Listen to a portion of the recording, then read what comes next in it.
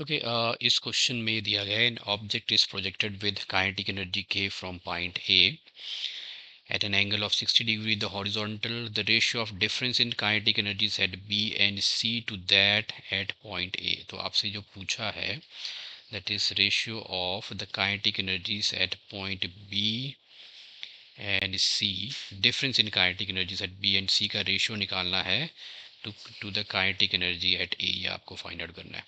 तो kinetic energy at A तो आपका आ जाएगा this is half m u square, हम निकाल सकते हैं इजीली यहाँ पे. ओके, तो इसको मैं ऐसे ही रहने देता हूँ. काइनेटिक एनर्जी एट ए तो मुझे पता चल गया. अब ये मुझे डिफरेंस निकालना है. तो according to the law of conservation of energy, जो आपकी kinetic energy plus potential energy जो रहती है किसी भी पॉइंट पे, वो रहती है कांस्टेंट. तो kinetic energy plus potential energy is equal to रहती है कांस्टेंट. ओके, अब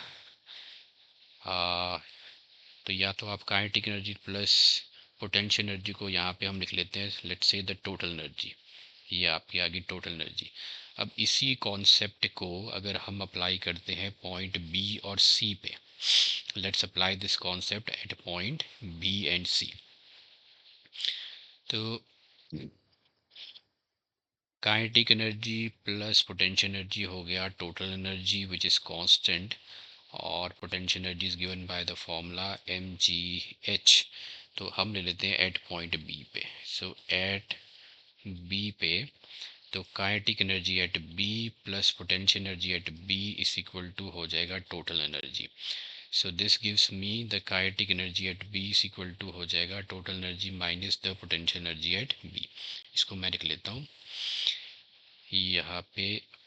तो इसकी वैल्यू भी डाल देते हैं यहाँ पे. This is E minus m g, यहाँ हो जाएगा m g h height at B.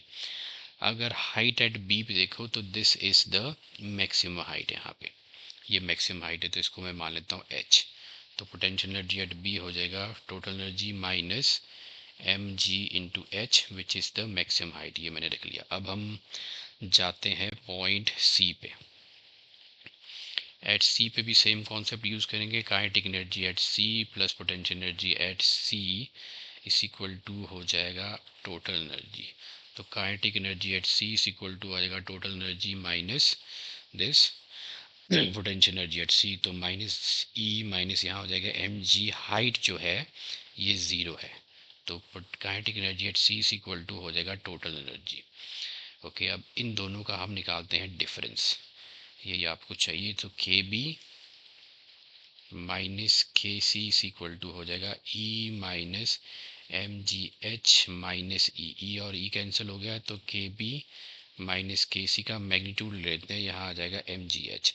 H is the maximum height, वो हम निकाल सकते हैं. तो मैक्सिमम हाइट का जो फॉर्मूला है that is u square sine square theta by two g. तो this is u square sine square theta by two g is the maximum height. U आपको पता नहीं है, थीटा आपको पता है. This is sine square 60 two g. Okay, sine 60 जो है that is root three by two. तो दिस इज मैक्सिमम हाइट आ जाएगा u square root three by two का स्क्वायर हो जाएगा 3/4 upon two g which gives me 3 u square by 8g. so this is the maximum height 3u square by 8g. इसकी value हम डालते हैं, replace करते हैं इधर. so the difference in kinetic energy at B and C is equal to आ जाएगा m into g into maximum height आपके पास आई थी 3u square 8g. okay, g और g कट गया. so this is equal to 3mu square by 8. 3mu square by 8 और ratio हमें निकालना है इधर. तो के बी माइनस के C by K A is equal to this will be equal to 3mu square by 8. ये है. So 3mu square by 8 divided by the kinetic energy at A हो जाएगा हाफ एम यू स्क्वायर. तो ये M M चला गया, you square चला गया. Finally we are left with 2/3. Sorry, मेरे पास जो बचा है दैट विल बी, ये था आपका 3mu² हाफ mu², तो रह गया आपके पास ये 8 है, so this is 3/8 into 2 which is equal to 3/4, so the required ratio will be 3:4. तो इधर जो ऑप्शन है that is the third one, 3:4.